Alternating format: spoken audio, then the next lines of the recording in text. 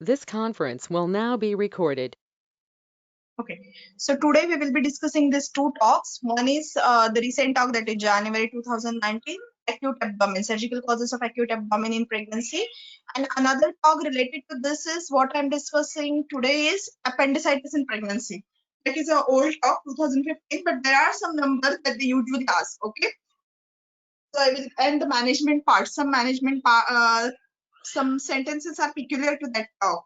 They usually ask in SBS. Okay, so I will discuss those two talks together so that you will be actually that day you were having so many questions on that this thing, no, gastrohepatology questions, how to answer that EMQ. So you will be clear with this topic today. So first thing is acute abdomen pain incidences 1 in 500 to 635 pregnancies. So it's around approximately 1 in 500 pregnancies acute abdominal pain arises, and 3 maternal deaths per year. They are attributed to intra-abdominal pathology. Now these are the causes or differential diagnosis for abdominal pain in pregnancy. So this is obstetric causes. First slide is obstetric causes. Early pregnancy causes are miscarriage, ectopic, acute retention of urine because of retroverted uterus, fibroids, and round ligament pain. Late pregnancy, the causes are, as we all know, that is abruption, labor pain, uterine rupture, fatty liver of pregnancy, preeclampsia, HELLP syndrome, corium neonitis, symphysiopubic dysfunction, fibroid degeneration, and maxillary contraction. But these are not we are concerned today, but we are concerned with these causes today. So non-obstetric causes, they are divided into either surgical or non-surgical causes.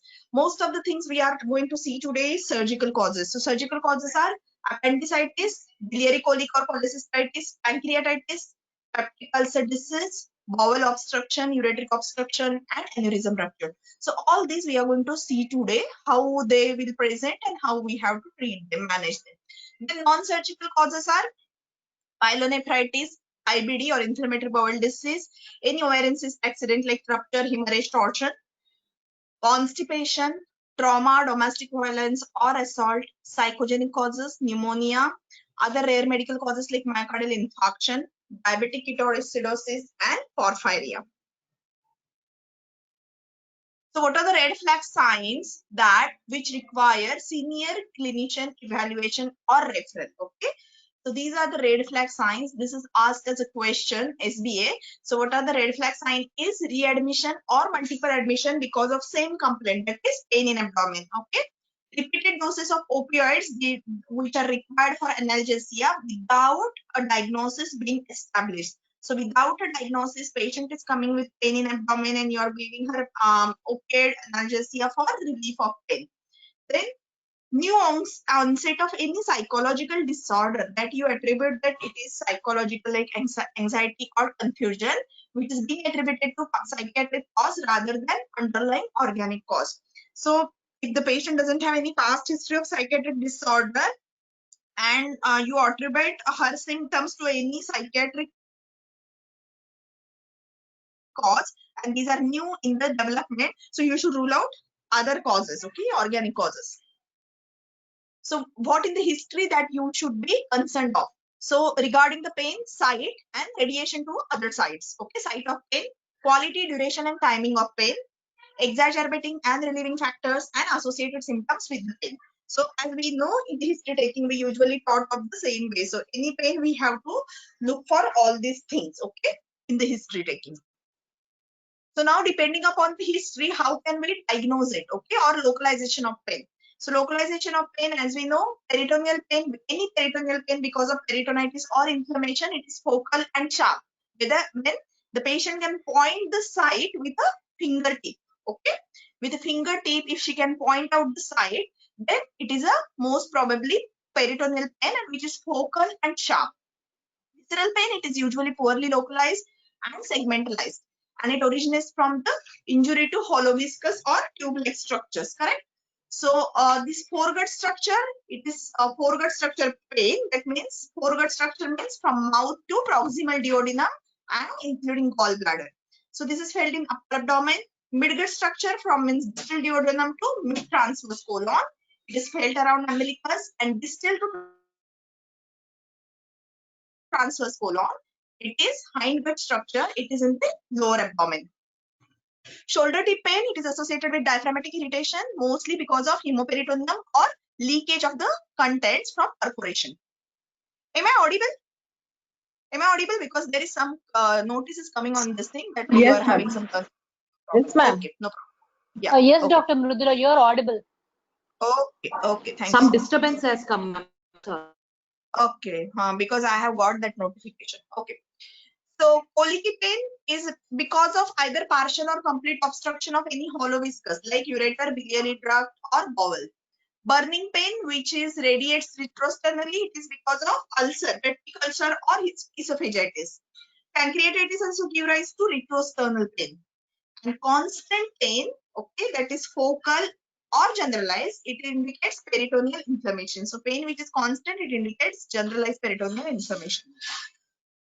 Now in examination, the basic point is you have to differentiate it from uterine causes and extrauterine causes. So how you can do it is, so you have to ask the woman to lay on one of her side, okay? So what will it cause? It will cause displacement of uterus, and this displacement of uterus will shift the site of maximum tenderness, okay? So you have to ask the patient while lying in supine position exactly where the pain localization or maximum tenderness is. Then you have to ask her to lie on her side, any of her side, and if there is shifting of the site of maximum tenderness, then it is uterine pain. And when the shift site of tenderness remains the same, okay, then it is extrauterine. Okay. Now investigations for acute abdominal pain. So first is you have to do is urine dipstick. So you have to rule out proteinuria. You have to rule out any urinary infection. ECG to rule out myocardial infarction, because most of the time myocardial infarction in pregnancy presents with atypical symptoms or atypical pain. Full blood count, you have to do liver function test to rule out any hepatobiliary causes, urea electrolytes to rule out any shock and other electrolyte disturbances, amylase to rule out pancreatitis, and C-reactive protein. So C-reactive protein usually indicates inflammation or infection. In pregnancy, usually CRP is raised. So in pregnancy, the upper limit of normal, it should be taken as 20 milligram per liter. For CRP, the threshold will be 20 milligram per liter. Now, imaging. So imaging is the most important part of any abdominal pain. So basically what you are going to do. So that day someone was asking me, so why chest x-ray? So plain film or chest x-ray. Actually, abdominal x-ray is usually contraindicated, okay? Abdominal plain x-ray is usually contraindicated in pregnancy because it directly, that fetus will be under direct exposure. So chest x-ray is usually advised. And if it suggests any presence of air under the diaphragm, it suggests perforation of the viscus. Also, if you are getting the signs of peritonitis, okay? So if the abdominal signs of peritonitis are present, like guarding and rigidity, then MRI. So MRI will be more sensitive for diagnosis of this perforation. Okay, for any perforation, MRI will be more sensitive. So if peritonitis signs are present, you should go for MRI. Otherwise, if you have to just rule out the thing, you have to go for plain chest X-ray. Then transabdominal ultrasound is the primary investigation for any abdominal pain because it will first differentiate between from uterine and extrauterine causes. It also assesses the viability, localization of placenta, and any other uterine and extrauterine pathology. Also, ultrasound is better in evaluation of liver, gallbladder, bile ducts, and renal tract. Okay. Now, the most common thing which occurs in pregnancy, acute abdominal pain, most common cause is appendicitis. So, appendicitis, exactly what they have told is USG for diagnosis of appendicitis. It is usually 60%. In 60% of cases, it is seen, that is, it is diagnosed. Okay, and some studies suggest that it has 100% specificity. So, whenever you suspect any appendicitis in pregnancy, whenever you suspect any appendicitis in pregnancy, the ultrasound should be first line of imaging. Okay, because the MRI may not be readily available, and MRI is preferred. Okay, if you have to do advanced imaging, then MRI should be preferred to CT. Okay, because of the risk of ionizing radiation. So MRI should be preferred to the CT whenever you want to do any advanced imaging. Now regarding the CT of abdomen of pelvis. So CT actually, as we know, it is the most sensitive and specific thing for abdominal pain. Okay, so whenever they ask for the most sensitive and specific investigation, it is the CT scan, CT abdomen. But when you are going to do CT abdomen pelvis, it is both the fetus and mother, they are exposed to the ionizing radiation. So it should be discussed with the patient. And while doing CT abdomen and pelvis, the dose of radiation will be around 30 to 50. 30 to 50 milligyre, and the fetus usually it is most susceptible in the period of organogenesis. So period of organogenesis is between 5 to 15 weeks of gestation. And even if the teratogenicity, even if the teratogenicity risk is low, but the risk of childhood cancer is increased by 0.1%, and also risk of fetal adult cancer is increased by 0.3% if it is exposed to the radiation in utero. Now regarding general management of acute pain in abdomen, so it is associated with any surgery during pregnancy is associated with small increased risk of miscarriage. That is, risk of miscarriage is increased by 0.7%. Preterm labor risk is around 3.2%. Laparoscopy is associated with increased rate of miscarriage, but preterm birth is not increased with laparoscopy. That you have to remember, it was asked in some question. So laparoscopy is associated with increased miscarriage, but no preterm labor. Then any woman who is undergoing surgery after 20 weeks, the left lateral tilt should be given to minimize inferior vena cava compression. Also between 24 to 34 weeks or 35 weeks, for that 34 weeks, 6 days, you have to do preoperative steroids to promote lung maturity because there is a risk of preterm labor. Fetal monitoring should be always carried out before and after the surgery. So this is the general management principle of any acute abdominal pain. Also, late in third trimester, usually delivering prior to surgical. So delivery prior to surgical intervention, it should be considered always. Okay, so whether it is beneficial or not. Okay, if the patient is critically ill, that is perforated appendix or any perforated viscus, the delivery of baby increases the effectiveness of resuscitation and improves recovery time. So critically ill patient, delivery is better. Always you should remember regarding the post-operative thromboprophylaxis. Okay, and if there is any manipulation of uterus, anti-D should be given to Rh negative woman if the fetal blood group is positive or it is unknown. So these are some considerations that you should be always think of while performing any surgery for acute abdominal pain. Now we will come to the specific causes. So specific causes is first and most common is appendicitis. Appendicitis, the pain is localized to usually gradual onset colicky pain, that is in the periumbilical pain, and then it localizes to right iliac fossa. So first starts in the periumbilical region, then it localizes to right iliac fossa. When the appendix is retrocecal or pelvic, the patient may present with vertical symptoms like urinary symptoms or pelvic pain. Sometimes gravid uterus displaces the appendix. So sometimes the pain will be there in the right upper quadrant. Okay. The presentation may progress with appendical perforation to more direct. So whenever there is perforation, there are signs and symptoms of peritonitis.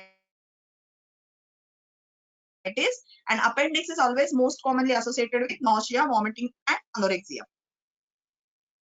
So as we know, the tenderness is at McBurney's point. So McBurney's point is 6 centimeter along line from anterior superior iliac spine to umbilicus. And as I told you, it is associated with pain, is associated with anorexia, nausea, and fever can be there with fever is up to 39.3 and WBC count is raised. So all these things, these are the key words for appendicitis. So whenever in EMQ you get this pain, anorexia, fever, nausea, and WBC count raised with central abdominal pain and then settling to right iliac fossa, it points towards appendicitis. Remember well. Underlying inflammation, so it will be first is it will cause rebound and guarding, rebound, tenderness and guarding. And rousing signs is when you withdraw the examining hand, the pain will increase. Okay, so it is called as rousing signs and it is due to peritoneal irritation. Now these are the most common thing which is asked in the exam is numbers. So appendicitis incidence is 1 in 800 to 1500 pregnancies. It occurs most commonly in second trimester, but perforation occurs most commonly in third trimester. Remember well. So appendicitis incidence is more in second trimester, while perforation is more common in third trimester. Maybe because of stretched peritoneum. Ultrasound sensitivity is 60 to 70%, specificity is 83 to 96%. MRI, so when there is clinical uncertainty, now it is again an EMQ and SBA also. So when you are not sure of clinical presentation of appendicitis, then you should go for MRI. Otherwise, USG is the first diagnostic modality. A diagnostic laparoscopy may be required if there is continued uncertainty in diagnosis or when MRI is inaccessible. Okay, so when MRI is inaccessible and there is uncertainty in the diagnosis, you should always go for laparoscopy because high index of suspicion is usually preferred. Now you see in that talk, they have given that low index of suspicion. There was one sentence that low index of suspicion in 2015 talk, but that is a errata. Okay, that is an error. And they have mentioned in subsequent edition that it was an error and high index of suspicion is always advised. Okay, so don't go with that sentence because that was a SBA. Then appendicitis surgery, it can be done either by open or laparoscopic procedure. Anything can be done. Chronic appendicitis or appendiceal mass, that we know it is usually managed by conservative approach in non-pregnant woman, but in pregnant woman, the minimal lateral. Yes, yeah. Sorry to Yes. interrupt, Who ma'am. is that? Ma'am, what change? Ma'am, Yeah. what change did you mention? Yeah, actually, there was one sentence in 2015 talk that low index of suspicion should be required for diagnosis of appendicitis, but it is a wrong sentence. They have mentioned that error in next subsequent this thing that it is a high index of suspicion is always warranted in pregnant. So Okay. the lower Okay, threshold for laparoscopy. So lower threshold for surgery and high index of suspicion. And it is exactly given opposite in the original talk. Okay. So for chronic appendicitis and appendiceal mass, as we know in non-pregnancy, we usually go for conservative management, but in pregnant, we still don't know which is more a convenient way because the data is limited.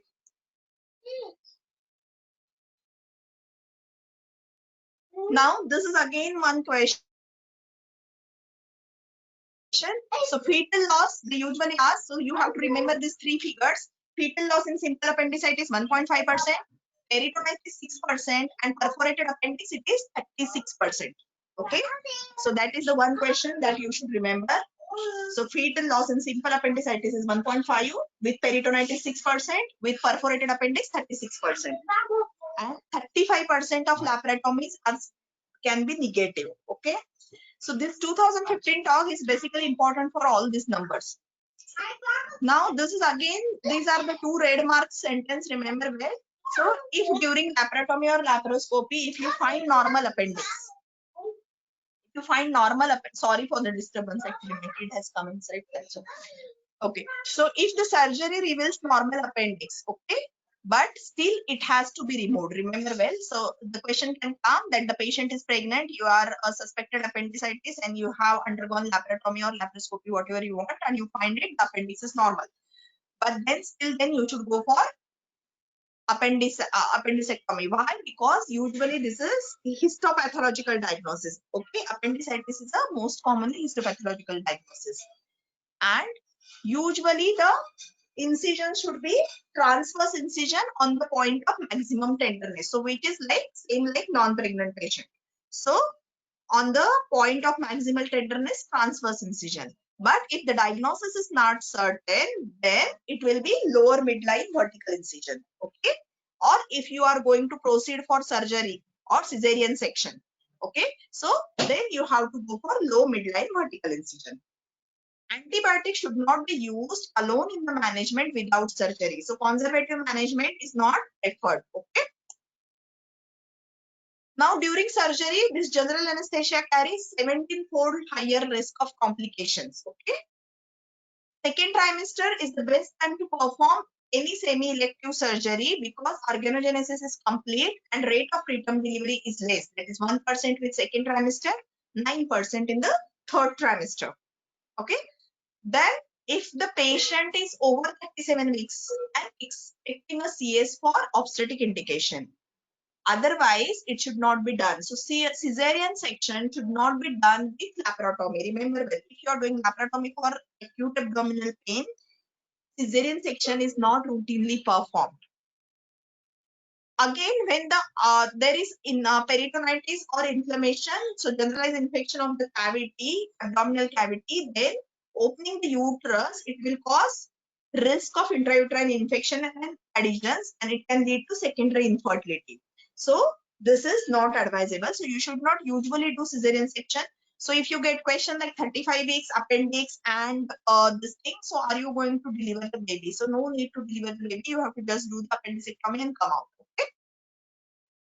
Now, if the sepsis is there, peritonitis is there, CTG usually gives rise to tachycardia and reduced variability. So this is sometimes a decision will be difficult whether to do delivery with this or not. So first you have to give this preoperative measures like hydration, antibiotics and pain relief. And if it restores the normal CTG, then only perform surgery for that indication. But if the persistent fetal heart rate abnormalities are there, then delivery should be done. Okay. So am I clear when you are going to do the cesarean section along with abdominal surgery? Okay. So routinely it should not be done. If any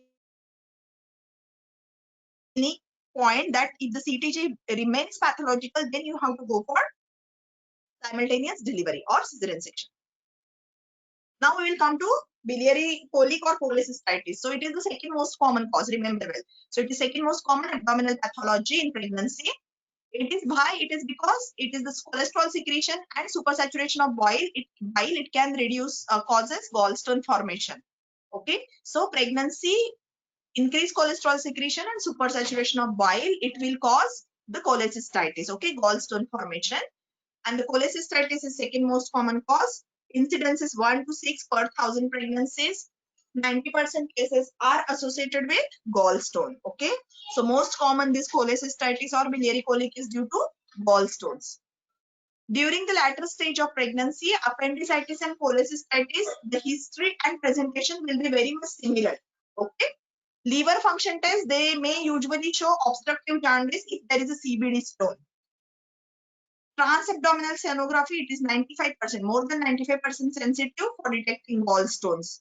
And when there is a CBD stone, so if the diagnosis of CBD stone causing obstruction is certain, ERCP is preferred choice. Okay, so it is retrograde cholangiopancreatography should be done for diagnosis and removal of the stone. Now, another thing is how it will present. Okay, how this present is acute or gradual onset of right upper quadrant or epigastric pain, and usually still it is termed as colic. The pain will be usually constant but remits after a period of minutes to hours. So it will persist for minutes and hours and it will be a constant pain. So it will not be colic. So it will just come and go. It will not be like that. This pain may radiate to back or flank. Okay. And as we all know, this biliary colic, Murphy's sign is there. That means tenderness is increased on inspiration when you palpate the right upper quadrant. Focal tenderness is more prominent when it becomes the cholecystitis. Now, management of biliary colic or cholecystitis. So it is mostly conservative managed with acute presentation. Conservative management with acute presentation, while definitive management is lap cholecystectomy. So at first instant, biliary colic is managed with adequate analgesia and antiemetics. And finally, the definite. So after the acute episode is resolved, definitive lap cholecystectomy should be required. It is subsequently required. So initial management, it involves IV fluids, analgesia, NBM and antibiotics. Urgent surgical intervention is required if there is perforation or peritonitis. Okay. Otherwise, after stabilization of acute episode only, you are going to do the cholecystectomy. So definitive surgery is preferable during index admission. So what do you mean by this? So if the patient is got admitted with biliary colic or cholecystitis in your pregnancy, first you have to admit her, you have to stabilize her and then go for surgery. And don't discharge charge her before that. Okay, so go for definitive surgery with that admission only. Why? Because the gallstone disease, it has shown to increase the risk of readmission by 4.7 times. Okay, so if the gallstone is there and you have not done the cholecystectomy, then it will cause readmissions. Okay, while if you do the surgery, it will decrease the risk by 0.4 times. Okay, so it is just like a non-pregnant patient, but again it will in practice the local service capacity. So where which hospital it is, whether it is a district hospital, whether these facilities are available and are not and or not. So all these will influence the decision. But the ideal management should be urgent stabilization or initial stabilization followed by surgery. Now, bowel obstruction. Bowel obstruction, basically, it depends upon the presentation, depends upon the site of obstruction, correct? So either it can be, so basically the main presentation will be abdominal pain, colic abdominal pain. It can be either associated with nausea, vomiting, distension, constipation, or absolute constipation. Okay, so it will depend upon the site. So small bowel obstruction usually presents with nausea, vomiting. It can be bilious, okay, and colic abdominal pain. Large bowel obstruction usually presents with distension and absolute constipation and pain. Vomiting, which is feculent, it is a late sign of large bowel obstruction. So vomiting is a late sign of large bowel obstruction. Clinical examination will usually elicit high-pitched or absent bowel sounds. Now the incidence of bowel obstruction is 1 in 1500 pregnancies. The increasing overall incidence has been observed due to adhesions. Okay, increased adhesions due to previous abdominal surgeries. Sometimes also bowel displacement and distortion, which is caused by gravid uterus. It may also cause twisting of bowel loops and can give rise to obstruction. Ogilvie syndrome or colonic pseudo-obstruction. It is usually known as functional colonic obstruction. It can be a complication of cesarean section, okay, or pregnancy and delivery. So now the investigation, so biochemical tests, they usually are used to diagnose any electrolyte disbalance or renal impairment because of shock. Okay. Also, X-ray, as I told you, abdominal X-ray should be avoided because of potential harm to the fetus. Ultrasound and MRI are considered safe. As I told you, chest X-ray also can be done to rule out any perforation. Initial treatment is always conservative, that is IV fluids, nasogastric tube, and nil by mouth. And then once the etiology is correctly identified, then depending upon the senior surgeon opinion, you can go for definitive treatment. Sometimes large and small bowel obstruction, it can be complicated by ischemia and perforation. Okay, and it usually depends upon the underlying etiology and delay in treatment. So here, basically, multidisciplinary team involvement is necessary. Now, another thing is pancreatitis. Actually, it is a rare thing to happen in pregnancy, and it is usually present after the episodes of biliary colic or cholecystitis. Also, the history, which is usually similar to biliary colic or cholecystitis. Keywords here in pancreatitis are sudden onset of severe abdominal pain, which is decreased by leaning forward. Okay, so these are the keywords for pancreatitis: sudden. So as we have seen previously, appendicitis and cholecystitis, they are either sudden or they are gradual. But pancreatitis will be always sudden. It will be very severe, and it is usually decreased by leaning forward. Examination usually shows upper abdominal tenderness. Because of this severity, usually the hemodynamic shock will it will result in hemodynamic shock. As I told you, it is a rare incidence is 3 in 10,000 pregnancies. It is usually associated with biliary disease, 70% because of gallstones. Okay, the treatment is basically establishing the diagnosis,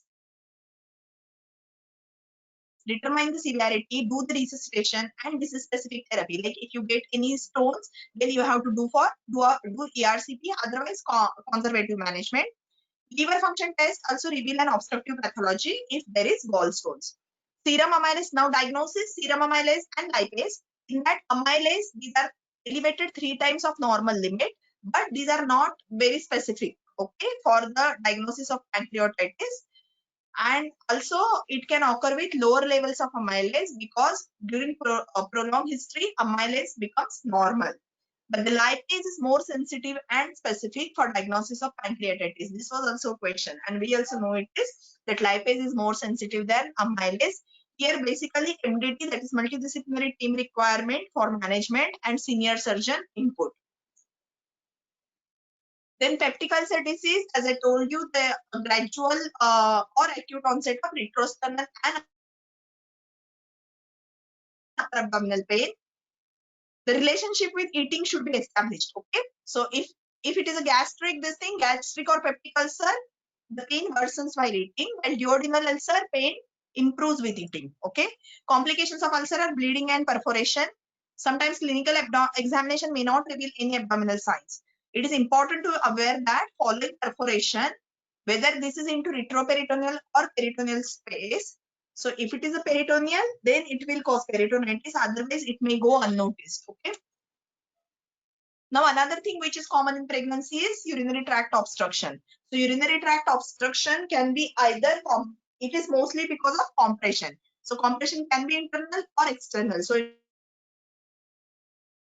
internal compression mostly because of ureteric calculi. External compression is because of gravid uterus. It usually presents with colicky pain that is radiating from loin into groin. Okay. The patient may also present with nausea and vomiting, macroscopic hematuria.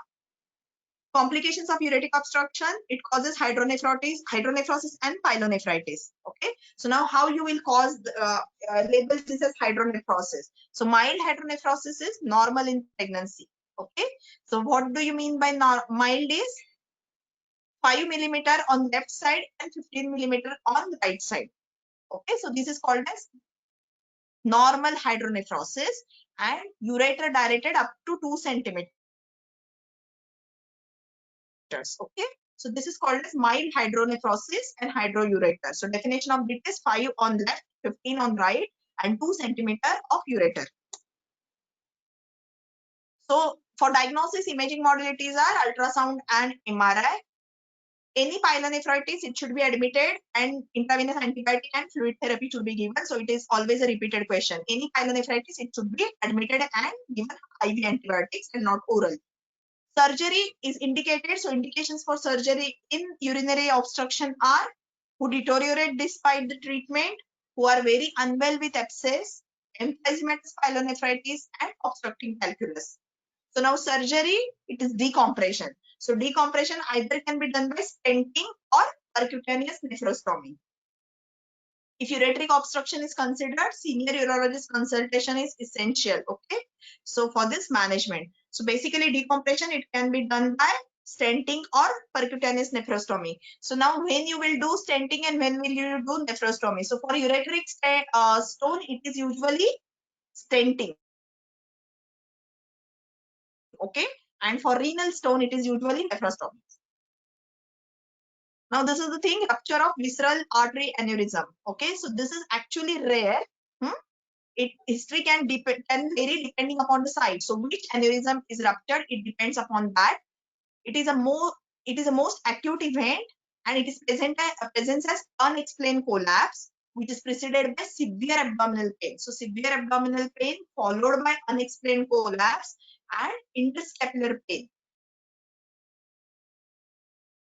Pain may also radiate from abdomen to the back or groin. Okay, and in Marfan syndrome, okay, so in case of Marfan syndrome, because dysuria and microscopic hematuria, it precedes the Marfan's aneurysm rupture. Okay, so it can be a risk factor.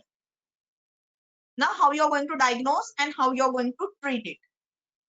So, although rare, the risk of abdominal aneurysm rupture, it is increased in pregnancy. So, incidence rate ratio is 4. Initial management is diagnosis, balance or minimum resuscitation. Now remember this well. So it is not aggressive resuscitation. As we think that it is a collapse, so we should resuscitate because there is a severe blood loss. So no, here there will be minimum resuscitation, and permissive hypotension should be allowed, because if you replace the volume, it can increase the bleeding and dislodge the clot. Okay, so here the key is minimum resuscitation. It is an SBA, remember well. prompt consultation and assessment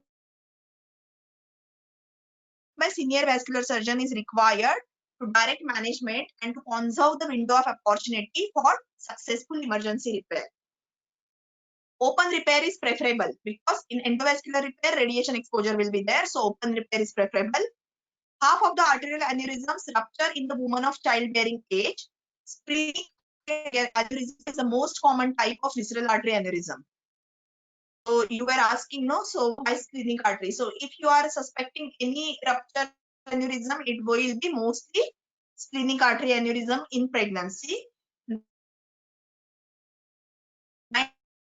95% cases present during pregnancy and it associated with high maternal and fetal mortality. Usually, there is presence of undiagnosed connective tissue disease. These events, as we can predict, these are, as we can understand, these are unpredictable and unavoidable. But if we give prompt and rigorous management, the survival might be occasionally possible. Okay, so this is regarding these two talks. I hope I am clear. Any doubts for this talks, or shall we go for the questions? Clear, ma'am. Yeah, okay. So we will go to the questions now. Yeah. So 32 years old, primary presents with acute abdominal pain at 30 weeks of gestation. What will you consider as a red flag symptom?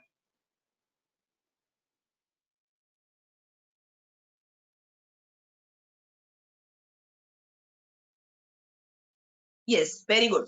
So pain with no established cause, which is requiring repeated doses of opiates. It is a answer. Answer is D. What is the most common cause of acute surgical abdominal pain in pregnancy? Now you know, all of you know.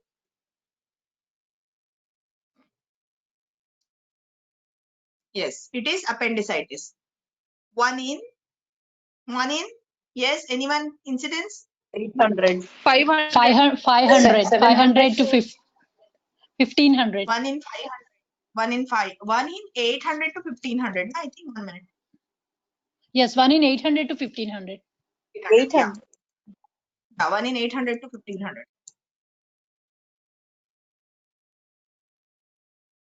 Yes. Next. Fetal loss in perforated appendix. 1.5. Perforated. 36%. Yeah, 36%. Answer is C, E. Normal 1.5, peritonitis 6, and perforated 36. Okay. Regarding rupture of arterial aneurysm, all are true except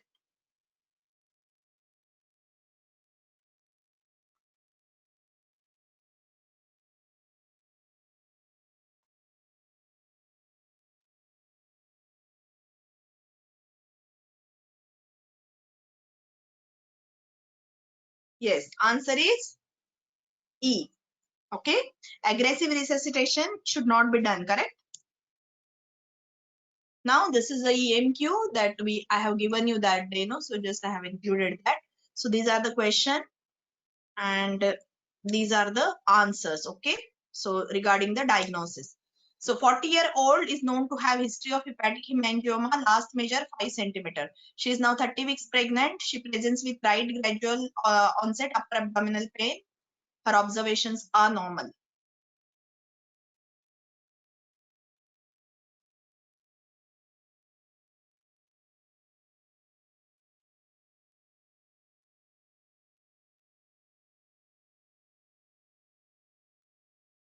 Yeah, it is ultrasound. What answer? I've given you all answers. 35-year-old, 28 weeks pregnant, history of ulcerative colitis, presence with increasing diarrhea, rectal bleeding, and worsening abdominal cramps. Answer is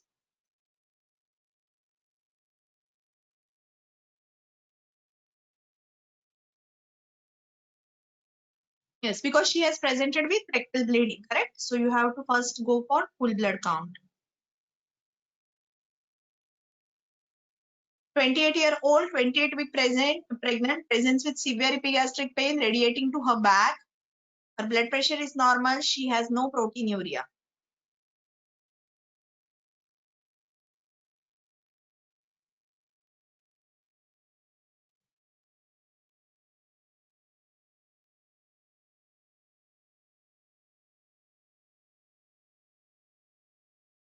Yes.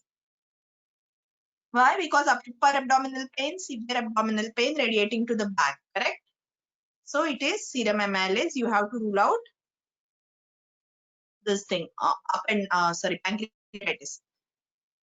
24-year-old, 17 weeks pregnant, presents to A&E with severe abdominal pain of sudden onset. Further questioning, she gives history of 6 days of absolute constipation. Her abdomen is distended and peritonitis. Okay. So answer. Now I think it will be clear to you.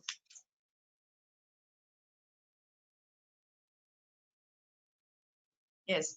Because it is a large bowel obstruction and peritonitis means we are suspecting perforation. Okay. So because for that answer will be chest x-ray.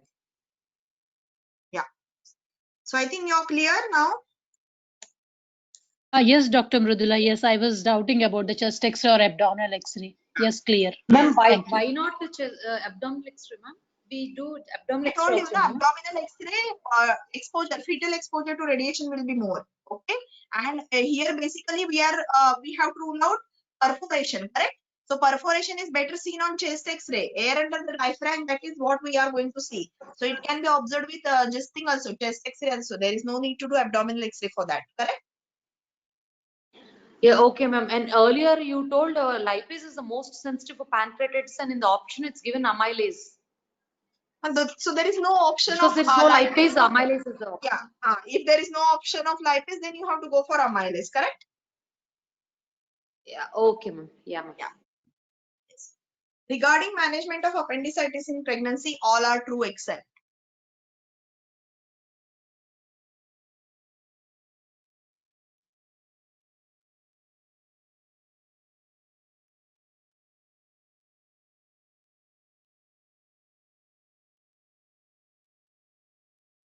Yes, very good. So now you will remember, correct? What I have told you. So higher index of suspicion is required for surgical management. So answer is B, correct? This we have finished this talk. I think this was an important talk. So okay, now I think you are one.